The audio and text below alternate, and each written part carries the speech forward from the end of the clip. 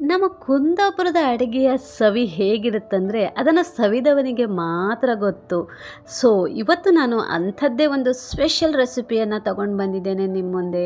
So bonda ಸುಕ್ಕ, squid ಸುಕ್ಕ, ಅದೇ ನಮ್ಮ ಕುಂದಾಪುರ ಕನ್ನಡದಲ್ಲಿ ಹೇಳೋದಾದರೆ ನಾವು ಬೊಂಚು ಸುಕ್ಕವನ್ನು ನಾನಿಲ್ಲಿ ಮಾಡ್ತಾಯಿದ್ದೇನೆ. ಸತ್ಯ ಹೇಳಿ ನಿಮಗೆ ಈ ರೆಸಿಪಿಯನ್ನು ನೋಡಿದ ಮೇಲೆ ಬಾಯಲ್ಲಿ ತುಂಬ ನೀರು ಬರ್ತಾ ಇದೆ ಅಲ್ವಾ. ಇವಾಗಲೇ ಹೋಗಿ ನಿಮಗೆ ಈ ರೆಸಿಪಿಯನ್ನು ಮಾಡಿ ತಿನ್ನಬೇಕು ಅಂತ ತುಂಬಾ ಆಸೆ ಆಗ್ತಾ ಇದೆ ಅಲ್ವಾ. ತುಂಬ ಟೇಸ್ಟಿಯಾಗಿ ತುಂಬ ಸಿಂಪಲ್ಲಾಗಿ ಮಾಡ್ಬೋದು. ಹಾಗಾದರೆ ತಡ ಯಾಕೆ, ಈ ರೆಸಿಪಿ ಹೇಗೆ ಅಂತ ನೋಡ್ಕೊಂಡು ಬರೋಣ ಬನ್ನಿ. Back to my channel Ambika's recipe garden.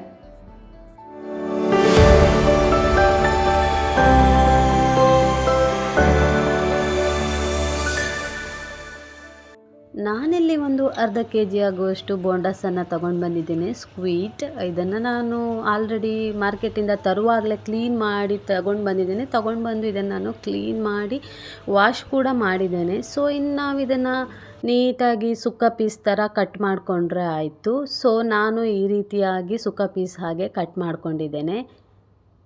ಹಾಗೆ ಸುಕ್ಕ ರೆಡಿ ಮಾಡ್ಕೊಳ್ಳಿಕ್ಕೆ ಒಂದು ಮಣ್ಣಿನ ಪಾತ್ರೆಯನ್ನು ನಾನು ತೊಗೊಂಡಿದ್ದೇನೆ.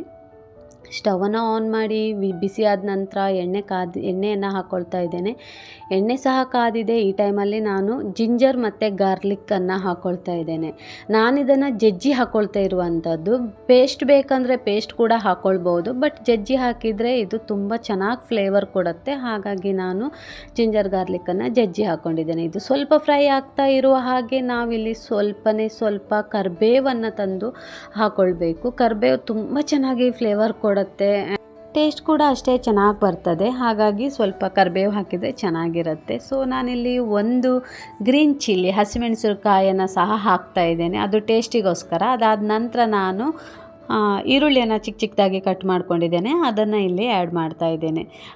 ಈರುಳ್ಳಿ ತುಂಬ ದೊಡ್ಡದಾಗಿ ಸ್ಲೈಸ್ ಮಾಡೋದು ಬೇಡ, ಚಿಕ್ಕದಾಗಿ ಕಟ್ ಮಾಡಿದರೆ ಸಾಕು. ಹಾಗೆ ನಾನು ಸ್ವಲ್ಪ ಸಾಲ್ಟನ್ನು ಹಾಕ್ಕೊಳ್ತಾ ಇದ್ದೇನೆ, ಯಾಕಂದರೆ ಸಾಲ್ಟ್ ಹಾಕಿದರೆ ಈರುಳ್ಳಿ ಬೇಗ ಬೇಯುತ್ತೆ. ಸೊ ಸ್ವಲ್ಪ ಹೊತ್ತು ನಾನು ಇದನ್ನು ಲಿಡ್ಡನ್ನು ಕ್ಲೋಸ್ ಮಾಡಿ ಸ್ವಲ್ಪ ಹೊತ್ತು ಬೇಯಿಸ್ಕೊಳ್ತೇನೆ. ಒಂದು 2 ನಿಮಿಷ ಫ್ರೈ ಮಾಡ್ಕೊಳ್ತೇನೆ. 2 ನಿಮಿಷ ಫ್ರೈ ಆದ ನಂತರ ಓಪನ್ ಮಾಡಿದ್ದೀನಿ. ಈರುಳ್ಳಿ ನೋಡಿ ಕಲರ್ ಚೇಂಜ್ ಆಗಿದೆ, ಇದಾಗಿದೆ. ಈ ಟೈಮಲ್ಲಿ ನಾನು ಟೊಮೆಟೊವನ್ನು ಹಾಕ್ತಾ ಇದ್ದೇನೆ. ನಾನು ಟೊಮೆಟೊವನ್ನು ಹೆಚ್ಚಿಟ್ಕೊಂಡಿದ್ದೇನೆ, ಮೀಡಿಯಮ್ ಸೈಜಿನ ಒಂದು ಚಿಕ್ಕ ಟೊಮೆಟೊವನ್ನು.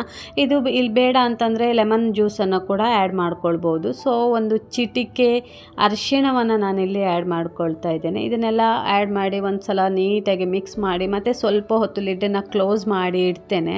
ಒಂದು 2 ಮಿನಿಟ್ಸ್ ಹಾಗೆ ಕ್ಲೋಸ್ ಮಾಡಿ ಇಟ್ಟು ನಂತರ ಓಪನ್ ಮಾಡ್ತೇನೆ. ನಂತರ ಓಪನ್ ಮಾಡಿದ ಮೇಲೆ ನೋಡಿ ನೀಟಾಗೆಲ್ಲ ಫ್ರೈ ಆಗಿದೆ ಅಲ್ವಾ. ಸೊ ಫ್ರೈ ಆಗಿ ಚೆನ್ನಾಗಾಗಿದೆ, ಮಗ್ಚಿ ನೋಡಿದರೆ ಗೊತ್ತಾಗ್ತದೆ. ಸೊ ಈ ಟೈಮಲ್ಲಿ ಸ್ಕ್ವಿಡ್ ಇದೆಯಲ್ಲ, ಸ್ಕ್ವಿಡನ್ನು ಹಾಕ್ಕೊಳ್ತಾ ಇದ್ದೇನೆ. ಸ್ಕ್ವಿಡನ್ನು ಹಾಕ್ಕೊಂಡು ಕೂಡ ಹಾಗೆ ಒಂದು ಸಲ ನಾವು ಮಸಾಲೆ ಎಲ್ಲ ಹಿಡಿಯೋ ಹಾಗೆ ನೀಟಾಗಿ ಇದನ್ನು ಮಗ್ಚಿಕೊಂಡು ಸ್ವಲ್ಪ ನಾವು ಸಾಲ್ಟನ್ನು ಇಲ್ಲಿ ಹಾಕ್ಕೊಳ್ಳುವ. ಸಾಲ್ಟ್ ಇಲ್ಲಿ ಕೂಡ ಅಷ್ಟೇ ನಿಮಗೆ ರುಚಿಗೆ ತಕ್ಕಷ್ಟು ಹಾಕ್ಕೊಳ್ಳಿ. ನಾನು ಎಲ್ಲೂ ಕೂಡ ಮ್ಯಾರಿನೇಷನ್ಗೆ ಸಾಲ್ಟ್ ಹಾಕಲಿಲ್ಲ, ಆದ್ದರಿಂದ ನಾನೀಗ ಸಾಲ್ಟನ್ನು ಆ್ಯಡ್ ಮಾಡ್ತಾ ಇದ್ದೇನೆ. ಆ್ಯಕ್ಚುಲಿ ಸ್ವಲ್ಪ ಸಾಲ್ಟ್ ಹಾಕ್ಕೊಂಡಿದ್ರೆ ಸಾಕು, ಒಂದೇ ಸಲ ಹಾಕ್ಕೊಳ್ಬೇಕಂತ ಏನಿಲ್ಲ. ಉಪ್ಪು ಜಾಸ್ತಿ ಆದರೆ ಕಷ್ಟ. ಹಾಗೆ ಸ್ವಲ್ಪ ಮುಚ್ಚಿಟ್ಟು ಒಂದು 5 ನಿಮಿಷ ಬಿಡ್ತೇನೆ ಹೀಗೆ ಬಿಸಿ ಆಗಲಿಕ್ಕೆ. ನೋಡಿ 5 ನಿಮಿಷ ಆದ ನಂತರ ಹೇಗೆ ಹೊಗೆ ಬರ್ತಾ ಇದೆ ಅಲ್ವಾ, ಅಷ್ಟು ಬೆಂದಿದೆ. ಹಾಗೆ ಅದು ಸ್ಕ್ವಿಡ್ಡಲ್ಲಿ ನೀರಿನಂಶ ಜಾಸ್ತಿ, ಅದೆಲ್ಲ ಹೇಗೆ ಬಿಟ್ಕೊಂಡಿದೆ ನೋಡಿ ನೀರಿನಂಶ ಎಲ್ಲ. ಹಾಗೆ ಇದು ಬೆಂದಿದೆ ಕೂಡ. ಈ ಟೈಮಲ್ಲಿ ಒಂದು 5 ನಿಮಿಷದಲ್ಲಿ ಬೇಯುತ್ತೆ. ಸೊ ಸಾಲ್ಟ್ ಸ್ವಲ್ಪ ಕಮ್ಮಿ ಆಯಿತು, ಹಾಗೆ ನಾನು ಸ್ವಲ್ಪ ಸಾಲ್ಟನ್ನು ಕೂಡ ಆ್ಯಡ್ ಮಾಡಿಕೊಂಡೆ. ಇದು ನೀಟಾಗಿ ಬೆಂದಿದೆ. ನಾನು ಇವಾಗ ಖಾರದ ಪುಡಿಯನ್ನು ಹಾಕ್ಕೊಳ್ತಾ ಇದ್ದೇನೆ. ನಾನೇ ಮನೆಯಲ್ಲಿ ಮಾಡ್ಕೊಂಡಿರುವಂತಹ ಆಲ್ ಇನ್ ಒನ್ ಖಾರದ ಪುಡಿ. ಇದರಲ್ಲಿ ಧನಿಯಾ, ಜೀರಾ, ಮೆಂತ್ಯ, ಪೆಪ್ಪರ್ ಪೌಡರ್ ಎಲ್ಲ ಕೂಡ ಆ್ಯಡ್ ಆಗಿದೆ. ಸೊ ಹಾಗಾಗಿ ಇದನ್ನು ಮಾತ್ರವೇ ನಾನಿಲ್ಲಿ ಆ್ಯಡ್ ಮಾಡ್ತಾ ಇದ್ದೇನೆ. ಈ ರೆಸಿಪಿಯ ಲಿಂಕ್ ಬೇಕಂದರೆ ನಾನು ಡಿಸ್ಕ್ರಿಪ್ಷನಲ್ಲಿ ಹಾಕ್ತೇನೆ, ಇಲ್ಲ ಅಂತಂದರೆ ನನ್ನ ಚಾನಲಲ್ಲಿ ರೆಸಿಪಿ ಇದೆ, ನೋಡ್ಕೊಳ್ಬೋದು. ಆ್ಯಂಡ್ ಒಂದು ವೇಳೆ ನೀವು ಖಾಲಿ ಚಿಲ್ಲಿ ಪೌಡರನ್ನೇ ಮಾತ್ರ ಹಾಕೋದಾದರೆ ಧನಿಯಾ ಪೌಡರ್, ಜೀರಾ ಪೌಡರ್ ಎಲ್ಲ ಸಪ್ರೇಟಾಗಿ ಹಾಕಬೇಕಾಗತ್ತೆ. ಸೊ ಇದನ್ನು ಇವಾಗ ಒಂದು ಸಲ ನೀಟಾಗಿ ಹಾಕಿ ಸ್ವಲ್ಪ ಹೊತ್ತು ನಾನು ಮುಚ್ಚಿಡ್ತೇನೆ, ಲಿಡ್ಡನ್ನು ಕ್ಲೋಸ್ ಮಾಡಿ ಇಡ್ತೇನೆ. ಯಾಕಂದರೆ ಆ ಖಾರ ಎಲ್ಲ ಎಳ್ಕೊಳ್ಬೇಕಲ್ವ. ಬೋಂಡಾಸ್ ಸ್ವಲ್ಪ ಸಪ್ಪೆ ಥರನೇ ಇರ್ತದೆ, ಹಾಗಾಗಿ. ಸೊ ನೋಡಿ ಒಂದು 2-3 ನಿಮಿಷ ಇಟ್ಟು ನೋಡಿದಾಗ ಈ ರೀತಿ ಆಗಿದೆ. ಆ್ಯಂಡ್ ಡ್ರೈ ಕೂಡ ಆಗ್ತಾ ಇದೆ. ನೀರಿನ ಅಂಶ ಕೂಡ ಅದು ಹೀರ್ಕೊಳ್ತಾ ಇದೆ. ಈ ಟೈಮಲ್ಲಿ ನಾನು ಹಸಿ ತೆಂಗಿನ ತುರಿಯನ್ನು ಹಾಕ್ತಾ ಇದ್ದೇನೆ. ಸೊ ಹಸಿ ತೆಂಗಿನ ತುರಿನೇ ಹಾಕಬೇಕಂತ ಇಲ್ಲ, ಇದನ್ನು ಫ್ರೈ ಮಾಡ್ಕೊಂಡು ಕೂಡ ಹಾಕ್ಬೋದು. ಬಟ್ ನಾನು ಇದು ಹಸಿ ತೆಂಗಿನ ತುರಿನೇ ಹಾಕ್ತಾಯಿದ್ದೇನೆ ಮತ್ತು ಈ ಟೈಮಲ್ಲೇ ಹಾಕ್ತಾ ಇದ್ದೇನೆ. ಕೆಲವರು ಏನು ಮಾಡ್ತಾರೆ, ಎಂಡಲ್ಲಿ ಹಾಕ್ತಾರೆ, ನಾನು ಮಿಡಲಲ್ಲೇ ಹಾಕಿದ್ದೀನಿ. ಯಾಕಂದರೆ ಚಂದ ಮಸಾಲೆ ಹಿಡಿಬೇಕು ಎಲ್ಲದಕ್ಕೂ ಸಹ, ಹಾಗಾಗಿ ನಾನು ಇವಾಗಲೇ ಹಾಕ್ಕೊಂಡಿದ್ದೇನೆ. ಕೆಲವರು ಎಲ್ಲ ಫ್ರೈ ಆದ ನಂತರ ಲಾಸ್ಟಲ್ಲಿ ಕೂಡ ಫ್ರೈ ಮಾಡಿ ತೆಂಗಿನ ತುರಿನ ಫ್ರೈ ಮಾಡಿ ಹಾಕ್ತಾರೆ. ಬಟ್ ಈಗ ಮತ್ತೆ ಪುನಃ ನಾನು ಒಂದು 2 ನಿಮಿಷ ಹೀಗೆ ಇದು ತೆಂಗಿನ ತುರಿ ಹಾಕಿ ನೀಟಾಗಿ ಕ್ಲೋಸ್ ಮಾಡಿ ಇಡ್ತೇನೆ. ಆಮೇಲೆ ನೋಡಿ ಇದು ಆಲ್ಮೋಸ್ಟ್ ಆಗಿದೆ.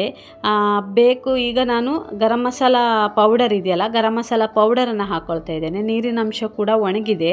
ನಾನು ಇದಕ್ಕೆ ಹೇಳಿದ್ದು ಮೊದಲೇ, ಗರಂ ಮಸಾಲದಲ್ಲೂ ಉಪ್ಪಿನ ಅಂಶ ಇರ್ತದೆ, ಹಾಗಾಗಿ ನಾವು ಉಪ್ಪು ಹಾಕುವಾಗ ಸ್ವಲ್ಪ ನೋಡಿ ಹಾಕಬೇಕು ಅಂತ. ಮತ್ತು ಬೇಕಂದರೆ ಯಾವಾಗ ಬೇಕಾದರೂ ಉಪ್ಪು ಖಾರವನ್ನೆಲ್ಲ ಸೇರಿಸ್ಕೊಳ್ತಾ ಹೋಗ್ಬೋದು. ಸೊ ನೋಡಿ ಈಗ ನಾನು ಹೀಗೆ ಓಪನ್ ಪಾನಲ್ಲೇ ಬಿಟ್ಟು ಅದು ಡ್ರೈ ಆಗೋ ತನಕ ಹೀಗೆ ಮಗ್ಚಿಕೊಂಡು ಓಪನ್ ಪಾನಲ್ಲೇ ಬಿಡ್ತೇನೆ. ಅಡಿ ಹಿಡಿದೇ ಇರೋ ಹಾಗೆ ಮಗ್ಚುತ್ತಾ ಇರಬೇಕಷ್ಟೇ. ಇದು ನಮ್ಮ ರೆಸಿಪಿ ಆಲ್ರೆಡಿ ರೆಡಿಯಾಗಿದೆ. ಇಷ್ಟು ಇದು ಸಿಂಪಲಾಗಿ ಈಸಿಯಾಗಿ ರೆಡಿ ಮಾಡ್ಬೋದು. ಬೇಕು ಅಂತಂದರೆ ಲಾಸ್ಟಲ್ಲಿ ಕೊರಿಯಾಂಡರ್ ಲೀವ್ಸನ್ನು ಹಾಕ್ಕೊಳ್ಬೋದು, ಧನಿಯಾ ಸೊಪ್ಪನ್ನು. ಬಟ್ ನನ್ನ ಮಕ್ಕಳು ತಿನ್ನದೇ ಇರೋದ್ರಿಂದ ನಾನು ಹಾಕ್ಕೊಳ್ತಾ ಇಲ್ಲ. ನಮ್ಮದು ರೆಸಿಪಿ ರೆಡಿಯಾಗಿದೆ. ಇಂತಹ ಹೆಚ್ಚಿನ ನಿಮ್ಮ ಇಷ್ಟದ ರೆಸಿಪಿಗಾಗಿ ಫಾಲೋ ಮಾಡಿ ಅಂಬಿಕಾಸ್ ರೆಸಿಪಿ ಗಾರ್ಡನ್. ಆ್ಯಂಡ್ ನೀವು ನಿಮ್ಮ ಫ್ರೆಂಡ್ಸ್ ಆ್ಯಂಡ್ ಫ್ಯಾಮಿಲಿ ಜೊತೆ ಕೂಡ ಶೇರ್ ಮಾಡಿ. Thank you so much. ನನಗೆ ನೀವು ತುಂಬಾ ಸಪೋರ್ಟ್ ಮಾಡ್ತಾ ಇದ್ದೀರಾ. ಹಾಗೆ ಸಬ್ಸ್ಕ್ರೈಬ್ ಮಾಡಿ ನನ್ನ ಚಾನಲನ್ನು, ಪಕ್ಕದಲ್ಲಿರೋ ಬೆಲ್ಲೈಕನ್ನನ್ನು ಪ್ರೆಸ್ ಮಾಡಿ ನನ್ನ ಚಾನಲಿಗೆ ಸಪೋರ್ಟ್ ಮಾಡಿ. ಇಷ್ಟು ದಿನದ ನಿಮ್ಮ ಸಪೋರ್ಟಿಗಾಗಿ thank you so much. Thank you.